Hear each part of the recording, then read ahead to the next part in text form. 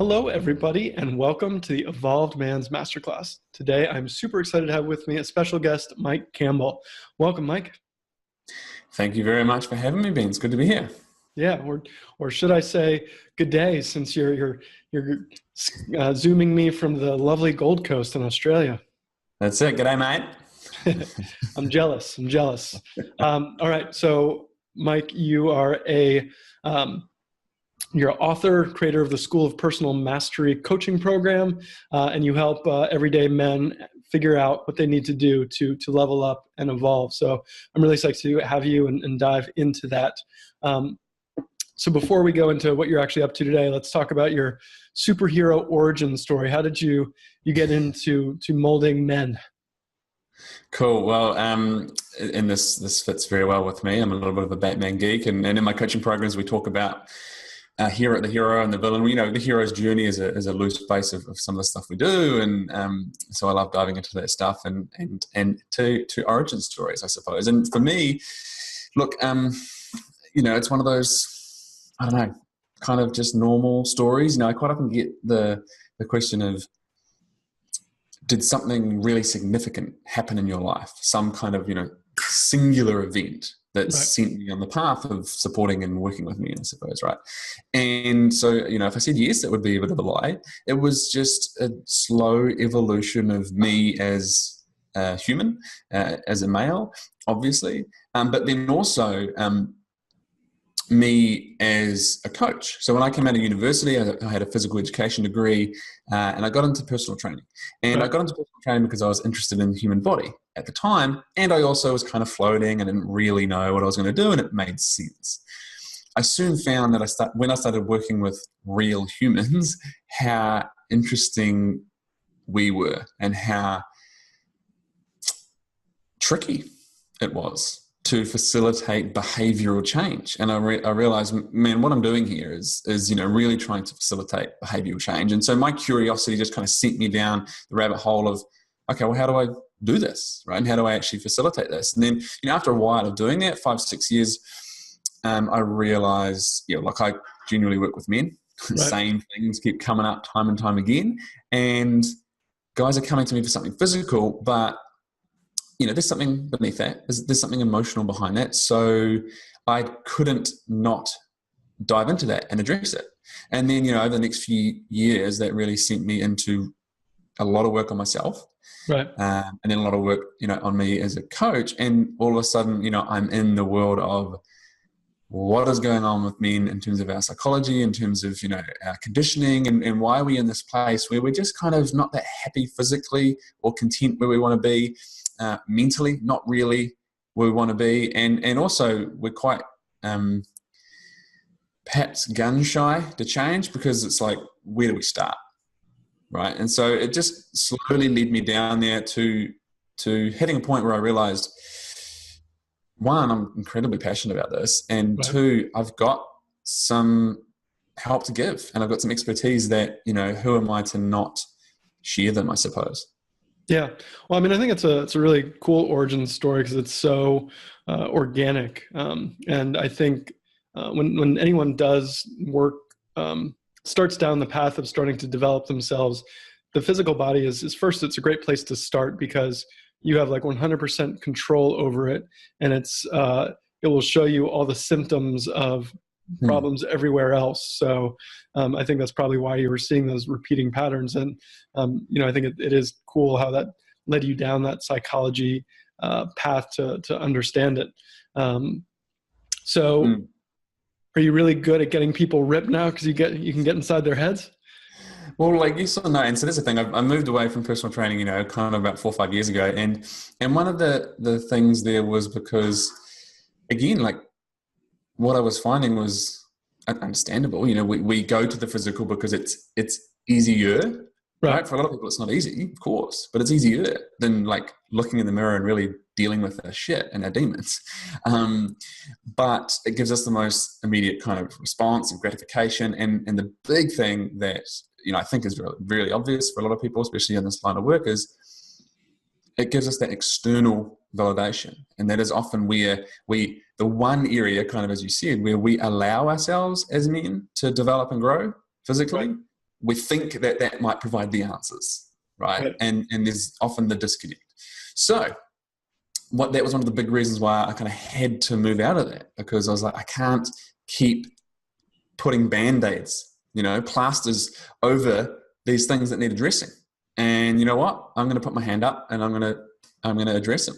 So push comes to shove, sure. But, what I want guys to do is actually figure out who they are and what they're about and what they really want, and actually start to courageously show up in the world as themselves, not who they think they're supposed to be. And that's what I was seeing a lot of, certainly in that realm, but of course I still see now, and that's where guys end up coming to me. Right. And I just want to pick up that point that you said earlier is with the body, you do get that external validation. So part of that is, reinforcing a behavior that you don't necessarily want to reinforce, that is them performing to gain outward approval instead of, what you were just talking about in terms of going inside to get that internal validation. Yeah. And then also we can flip and we can go, oh, we shouldn't seek external validation. It's like, we're humans. We like to be praised, we like to be validated, and that's okay. But if that's our sole source, we're in trouble. It's like a sieve. It's just going to pour out and we need more. So I think, definitely knowing where we seek that external stuff and with whom and why and kind of what amounts, but also doing it for reasons like my health and my performance and, because I want to feel good and I want to be capable and that kind of stuff. Yeah. Cool. So what did your coaching training program look like as you leveled up yourself? Just curious about that evolution. Yeah. Good question. So one of the big transition points, I suppose, for myself was, I used to be someone who was quite up in my head, which I think is common for a lot of guys, and analyzing and worried about what people thought and very afraid of change. And, I'd rationalize in my head why I didn't need to try new things and all this stuff because everything's good the way it is and all that kind of stuff. And so when I kind of had these realizations, one of the promises and commitments I made to myself was, okay, that feeling that you recognize when confronted with something new or something awkward or something challenging or uncomfortable, that feeling is to be acted upon. And so the mantra for me became, if you don't want to do it, you have to do it. Okay. Right. And so stepping into the unknown became, okay, this is what I do now.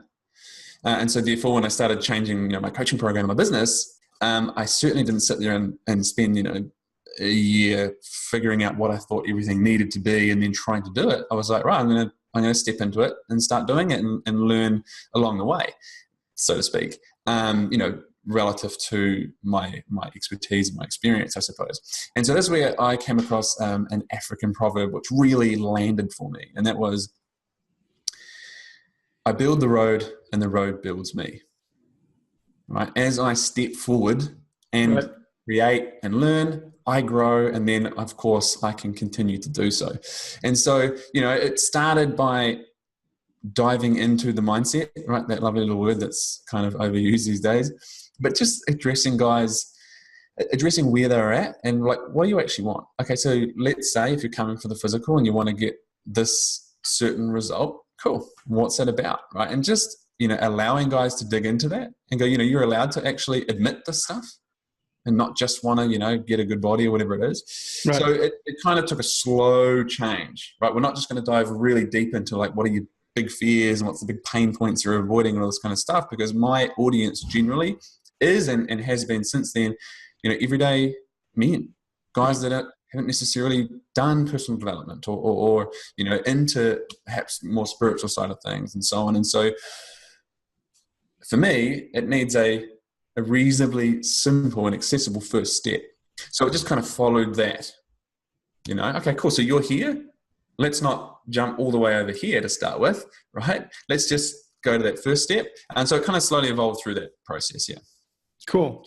I mean, I love the practice of stepping into fear. And I think, if that was one lesson or 30-day challenge or something for people to try. Mm. The metaphor I like to think of is that that's the signal of where you should go, as opposed to what to avoid, because that's where growth is on the other side. And Absolutely. it's often the amount of thinking that you do about the worst case scenario, just the amount of wasted energy we as humans and men do on, well, what would happen if I did that? And, I did this interview and I totally sucked. Or if I, launched this Evolve men's class and nobody watched it, that wasted time stops you in your tracks from, even doing something, maybe not having the best results in the world, but learning and moving on to the next thing. Of course. Yep. And there's that kind of cliche, like jump off the cliff and learn to fly on the way down, right? And all of a sudden that can be like, well, that's drastic. It's like, well, start. If you don't currently know how to do something, you have to try, and then you learn how. That's the process of human evolution and the human experience, right?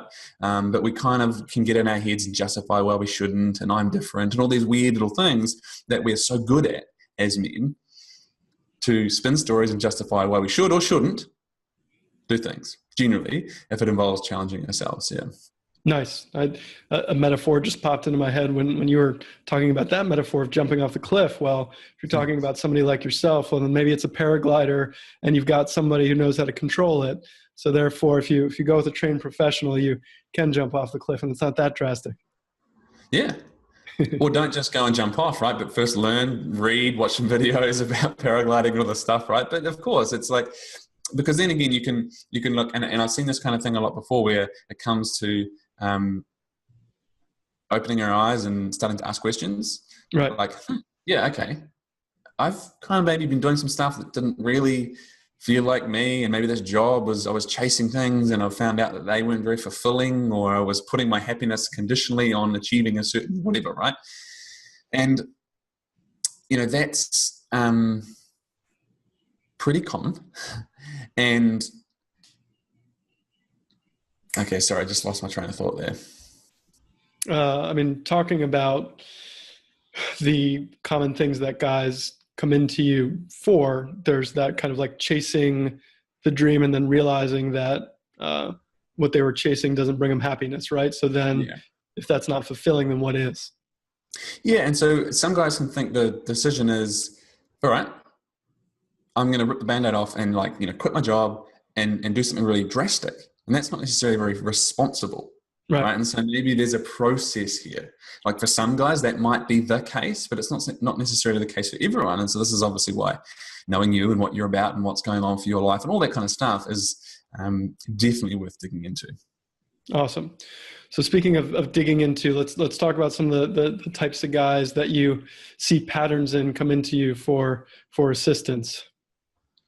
Yeah, so I kind of talk about on a scale of personal development.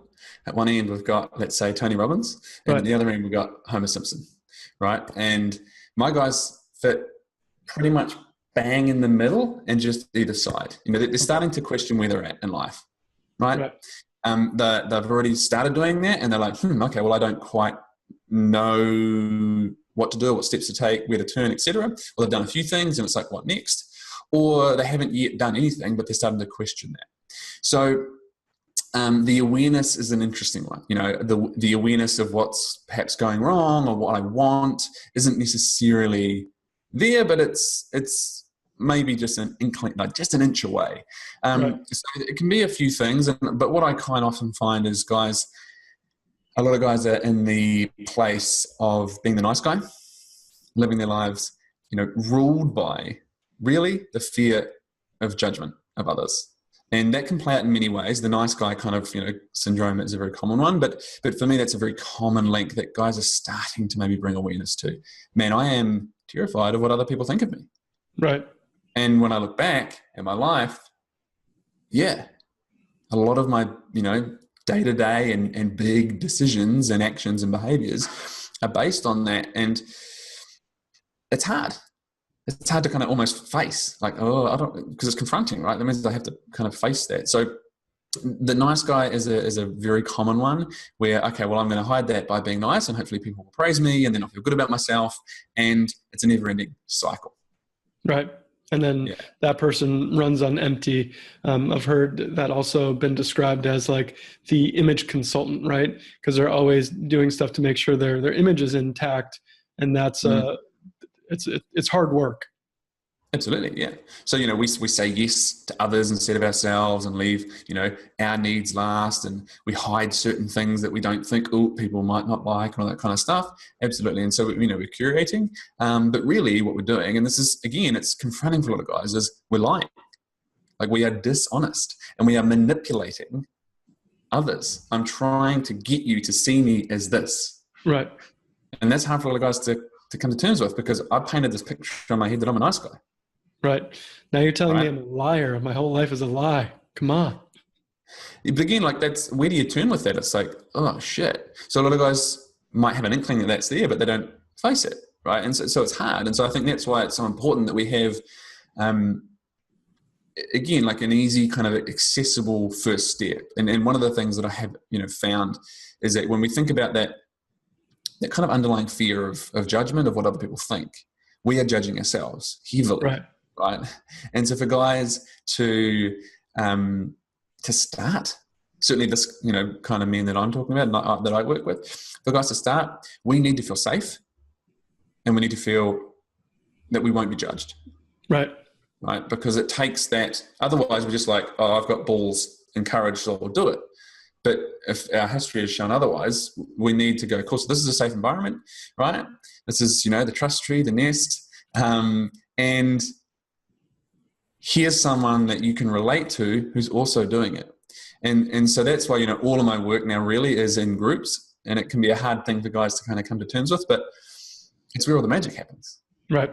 Because we can go, you know what? Yeah, man, that is inspiring and empowering when I see, you do that. And it gives me permission to do it myself. Because, really, most of us are waiting for permission. It's just that we don't connect, that we get to give that to ourselves. And so, when one guy does it, it gives me permission and so on. Yeah. Right. Yeah. I mean, I think the power of the group is modern life is so isolating that, we're conditioned to compete, and we're not conditioned to share our feelings, where we're like tribal beings without tribe. So when you have that kind of tribal circle where people can, sit without judgment and have that safe space, it does allow for that person to access who they really are instead of, that facade. Yeah, absolutely. Yeah. But that's hard. Like when we have grown up to learn that, be a man, be a good boy, and we get this image that is, don't show weakness, don't show emotion, be strong, be tough, like at all costs, that kind of broken stoicism. Right. What we learn there is that who you are isn't quite enough, and so you need to be this. And so that makes sense. Okay, cool. Well, if I'm that, I'm going to get perhaps embarrassed or rejected or hurt. So I'll be this thing here. And let me continue to curate that over the years. And then the idea of dropping that and going, hey, this is the real me, and sometimes I'm, fearful of this and blah, blah, blah, blah, whatever it is, that can be a big bridge to cross. Yep. Yeah. You construct this perception of yourself as your ego, and then you start to break it down, but your ego is trying to stop you from doing that. It's this crazy dichotomy as you break it down. Yeah. And so then, what will happen? Well, then we'll kind of start living the life that perpetuates that. And so quite often, and this is what I find for a lot of guys, they've been doing a job or some form of their life that they realize, this isn't really doing it for me. This isn't me. It was what I thought I was supposed to be, or what I thought I was supposed to do. And so, when we start talking about purpose up and finding purpose, it's like, well, at the moment, you're possibly living your version of someone else's. Right. So let's strip that back and actually find what's meaningful to you. Cool. So, all right, we got two paths we can go by. How do we strip that, or do you want to talk about some other guys? I think we can dive into it. Yeah. Okay. So, how do we strip that? How do we strip it away to figure out exactly what we want to do? So this is where I kind of look at, well, I tell you what, the first question that I ask the guys in my coaching program, it is the name of the first module. And that is a question which I think on the surface seems simple and like we should know it. But when you dig into it, it's super confronting. And that is, who are you? Like, I'm 36, so one would hope, let's say, Right. if you look from the outside, that I would know who I am. I've been myself for 36 years, right? But when we take into account everything that we just spoke about, that becomes super clouded. And I can tell you, you know, without doubt, the vast majority of men that I work with, certainly, and then outside of that, where I've asked it in workshops and seminars and stuff that I run, it's like a, yeah, it really is. And I go, so think about that for a moment, you know. So what have you been doing all this whole time? Right. Right. Now, part of that is, I think we're so far kind of behind the mask, and we put that armor on every day, but also we don't have the skills to actually understand and kind of communicate that anyway. So it's kind of two parts there. So I generally just start by going, cool, let's dig into this now and just start paying attention to yourself and how you show up. You know, what are your strengths and your weaknesses? What are the kind of stories and narratives and dialogue that you have? And what are people that know you well, what do they have to say? Like, Right. I'm actually going out and getting feedback on this. So you can start to go, yeah, well, when I think about it, I knew all this stuff. I didn't know it, you know, but often we haven't allowed ourselves, or we just haven't quite, you know, tapped into it. So it's usually there. But starting with the permission to let go of who we think we're supposed to be. Let's just park that for a bit. Right. And let's just have a look at what we can see, right? And what we know. And then we can actually start and go, cool, now from 2 points here, 2 points of motivation for you, let's call it. Pain, like what are you doing in your life that is moving you away from pain? Whatever those are, the pain of, you know, being lonely, the pain of not being good enough, whatever these kind of fears and stuff are, which for a lot of men in this example, it's heavy. It's really heavy. It's a lot, right? So let's tap into that. Let's bring it into the open. And this is, you know, back to the superhero stuff. This is where I talk about villains. Every one of these little villains in my program has a Batman villain name, and they're all very carefully thought out. But the idea is that, you know, like, it's scary when it's in the dark. Like, think about the joke in the dark. But when we shine a light on this stuff, it loses its power and its control and over us. So let's shine a light on it. So we start to get clear on that. Okay. I don't necessarily have the answers now, but at least the jigsaw pieces are on the table. I can see what I'm dealing with. And then we can start to look at, because often that's holding us back from looking at, what do I value? You know, what lights me up? Like, what do I actually want? So then we can start to go, what's the purpose? What's the stuff that actually pulls me forward? Right. And of course, you know, what's the stuff that I'm kind of avoiding? And to me, that's about getting, you know, all of the jigsaw pieces on the table. It's like stepping into the matrix. It's like, now I see, right? Mm-hmm. Now I know what I'm dealing with. Nice. I like that. So just to kind of speak back to what you're saying, it's like, first we have to understand who we are. Then we ask other people. We understand what our shadows are. We shine light on them, understand the stories that we're telling ourselves in our head. And then once we have that all out on the table, we can start to reconstruct ourselves once all the pieces are there. I think and understanding what does light us up, because that takes us towards our purpose. And I think, you know, that purpose, and it goes back to that road parable or quote that you brought up earlier. Purpose generally isn't a kind of aha lightning bolt strike. It is taking steps towards the right direction. And so I think thinking that you might get that lightning bolt strike is probably not accurate, but walking in the direction and then following the clues from there is more accurate. Absolutely. Right. And so, you know, I kind of look at it as, sometimes we can think, oh, my purpose. Wow, that's overwhelming. Right? Man, what is this? Like, anointed by, you know, like, that can be tricky. But if we look at things on a smaller scale and go, well, actually, what's the purpose today? Right. Right. And then I can, of course, forecast what's the purpose, you know, this month or whatever. But this is where I kind of challenge my guys to take on their primary purpose is themselves.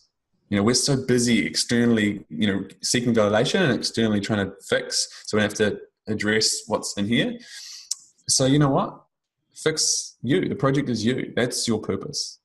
And when we just start to go, I'm going to just follow that path, as you said, the direction is set for me. Okay, I'm going to lean into that discomfort and fears and so on, like we discussed before.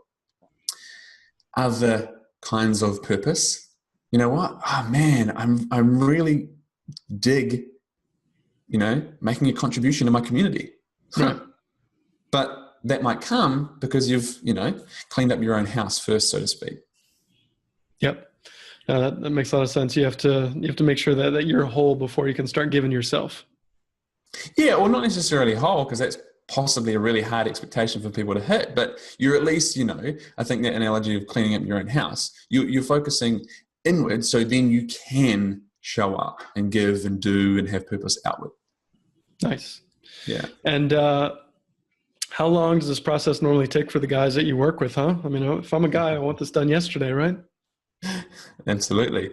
Well, look, so how long is a piece of string, right? So, like my program is 5 months, but a lot of guys, stick around and do what is kind of the graduate program and so on. But look, that stuff aside, right? Every guy has got different stuff going on, different life situations, different history and experience and all that kind of stuff. So the simplest answer beyond how long is a piece of string is it's a continual journey. It just is, and so my program is called the School of Personal Mastery. But one of the things we want to understand is that it's not a point, right? It's a cliche. It's not a destination. It's a journey. Yeah. It is, and this is an analogy I learned off a mentor of mine. It's not as though I'm there and I'm like, no, right now, guys, I'm going to show you how to get there. Right. I'm climbing my mountain, but at the same time, I can look back and I can see yours. And I can go, okay, now it might pay to put your hand on that hold over there. And then, cool, now I'm going to go back to climbing mine. And the higher I get, the further I get along my journey, the more I can also continue to support you and so on. Right. Yeah, it's a nice guide analogy there. Yeah. Cool. What is your current mountain right now, huh? Well, look, the simple answer is me. Like it always is. It always is. And then under that umbrella, there's my relationship. Uh-huh. Right? There's my relationship with my family, and there's what I do, which is supporting, dudes who are questioning where they're at in life to sort their shit out and get what they want, to actually step into, what? I'm a great dude and I get to do what I want and have what I want whilst being a good human and looking out for others as well. And just giving guys permission to give themselves permission to actually, what? I'm okay. And things will be okay as long as I don't get caught in that trap of constantly fearing what other people want and, stepping back into that place of self-respect a lot of the time. Right. And I think it's a little bit tough for guys to say, but there's the notion of self-love, and you were talking about that self-judgment earlier. Self-love is a tough phrase for a guy to say, but it's along the lines of self-respect and goes along with that lack of judgment, that when you feel that stuff coming up, that you can't kind of judge and love at the same time. So that judgment of yourself is a good signal for you to take a step back and question that as you shine the light on it. Absolutely. And like, I love what you're saying there, because often terms like self-love or anything, depending on what we're talking about, can be the thing that stops us, right? So it's easy for a guy to justify, I don't know what that is, or that's fluffy or whatever, so I'm not going to do it. I'm not going to step into it, right? And again, this can be lots of different things. So we sometimes have to address that. Okay, well, define it for yourself.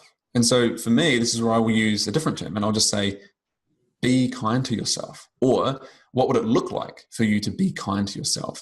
And usually that's predicated on they know and will bring to awareness how hard on themselves we are, right? Like we set these really high expectations, we don't meet them, we beat ourselves up, whatever that spin goes into, and so on it goes. And, so when we go through a couple of examples, and I might say, who here kind of resonates with being hard on themselves? It's like, okay, so how's that working for you? It's not. Okay, so what would being kind to yourself look like? right? And then they'll come up with some stuff, and then we just go through. Well, look, one of the parts of, mastery of purpose of self, of working on ourselves, is being okay with not having the answers, with not getting it right the first time, and sucking sometimes. Right. But through that, as long as you look back and go, there's some lessons, and continue, to go down that path. Yeah.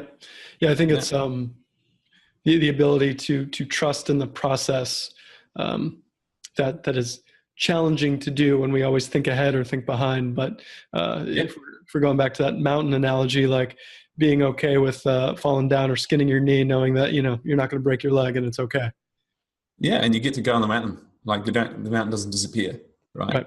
But I think, for a lot of guys, that right there, trust in the process, really comes back to trust in self. And so that's why a lot of guys, you spoke about it before, think of like 50 different worst case scenarios, every possibility that might happen, because we are terrified of the unknown. And what we're trying to do there is we're trying to control the outcome, which we can't. We can't do that, right? I can control my thoughts, my words, and my actions. And any moment, that's it. And so what that's saying a lot of the time is, I don't trust that I will be able to handle what comes from uncertainty. Right. And that's speaking to self-trust. Well, how can I trust myself if I'm constantly setting these high expectations and never meeting them and beating myself up? So again, be kind to yourself, without, not having a standard and letting yourself away with anything. Like, we don't condone, that. But that's the part to navigate. And so then start to just like, okay, you know what? I don't know what's going to happen, but let me try. And that will then provide evidence. Okay, that worked. I didn't die. I'm okay. Right. And that will slowly build that trust in self, which then we can actually, put trust in the process or whatever it may be. Yeah, that makes a lot of sense. For me, just to give a little story, I started with that purpose question. I didn't know what it was, but I was like, okay, I got to take some action. And I was really into podcasts. So I started a podcast, and I didn't know if I was going to be able to do it, interview people. It might have failed, but I haven't become a superstar. I have been able to meet some cool people and talk to some people. And now I'm doing this like video interview series, and hopefully able to inspire a handful of people along the way. And, that right there, like I couldn't have predicted that or expected that outcome, but I know that as long as I keep following my gut and keep trying to level up and not worry about how many subscribers I'm going to get, even though I do, and exactly what the kind of numbers would say, it's going to be a net positive, and that's going to still keep me in the right direction. Absolutely. And this is where, again, I think, like we can think, what's this thing? And we put everything on it, right? Not understanding that it's the direction that gives us, which is the key. Right. That's allowed to change and evolve. But in the moment, the direction it gives me is what it's about. What we're looking at determines our direction.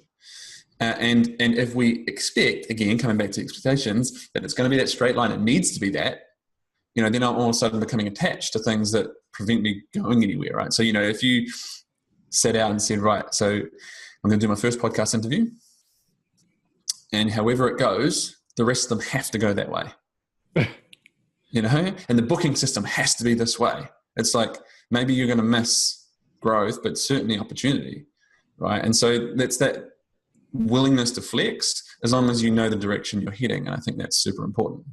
Yep. Yeah, definitely. Yeah. What else do we need to cover that will help men evolve that we haven't hit on before we wrap up?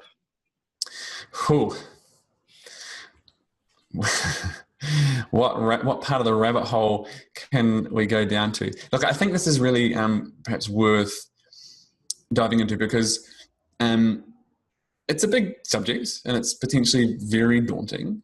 And I think, as men, we learn lessons of what it means to be a man and what it means to be a successful man. We kind of think that our success is based on our ability to provide, protect, and procreate. That is kind of evolutionary standpoint, but it's gone away from that to, how much money I can earn and all this kind of stuff. And so we start chasing all of that stuff that we kind of spoke about, right? Yep. And again, we like to be praised and appreciated and all that kind of stuff. But I think what we haven't learned a lot of the time, and this is part of, the need to turn the mirror inwards and reflect and so on, like we discussed, but, as humans, we're driven by connection, and as men, we want closeness and we want connection and we want to be appreciated and feel loved, right? And feel like we belong. Right.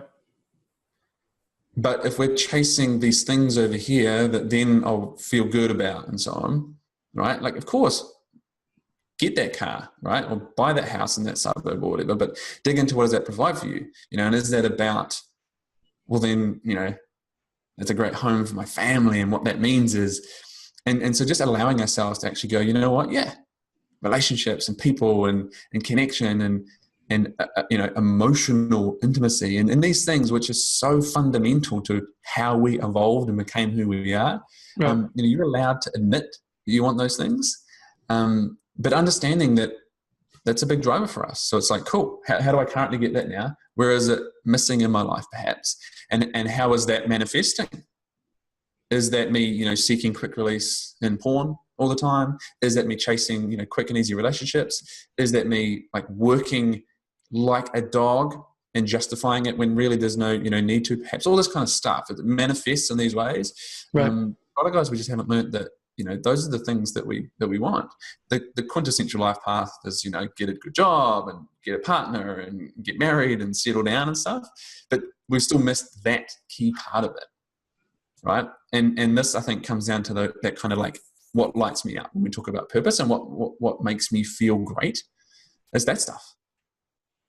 Now, the flavor and how it looks for everyone is going to be different, but I think it's really important to just like reflect on that stuff for a while. Yeah. Yeah. I think it's that tapping into intuition that is a practice and a skill and a muscle that we have to flex to really get in touch with that. And we're often trained out of it. So it's interesting feeling how to get back to that and understanding like, for me, it's like I like to draw as a kid. That actually like puts me in flow, right? And I'm creative and I need to express that. And that's okay as a 39-year-old guy, even if people don't like it, or whatever. Yeah. And not even, it's okay. It's like, why are you not doing that? Right. Now you know that. Right. And so a great example for me is, and again, so what is that about? Feeling creative and da. So for me, one of my big kind of things, I call them power words, is awe. Like I love to feel awe. And that I get that from travel and new experiences and stuff, but I can't travel all the time. And, the things that if I attach it to that. And so when I look at my life, it's like, hey, I've always been like that. And what have I generally always had on the coffee table? A trivia book. Like I love that stuff because it just provides me those little things and similar, like, to be at my best. If I'm not like, maybe I'm not, I'm having a rough day, week, I haven't facilitated any of that or like I'm not doing my drawing like you. It's like, right. It's so simple for me to open up a trivia book and just be like, man, this is freaky. Look at this. Like that works for me. You know what I mean? So I love it. Drawing, do it. All right. Awesome. Cool. Do you have any offer for the listeners today? I do, yeah. So look, a big chunk of men that I work with are guys that kind of fall into that nice guy category. And it is sometimes a total head fake. I'm nice, so why aren't the things that I want happening? And often it's because that kind of, dishonesty and manipulation we kind of spoke about earlier. So I've developed a simple little test. Are you too nice? And it's a 2-minute test. You can go through, answer a bunch of questions and get a little appraisal, a result, and kind of semi-personalized understanding of that at the end. All right. Yeah. Cool. All right. Well, I'll have a link to that in the email that is with this, so you guys can check it out. Well, Mike, really appreciate your time and your wisdom and sharing with us. Really appreciate it. Absolutely, my pleasure, and thank you so much for having me on. Like, I really appreciate it, and I appreciate you for doing this. The more of these things that can be happening out there to support me, and I just think the better. And it's great to see you doing it, and thank you so much for having me on.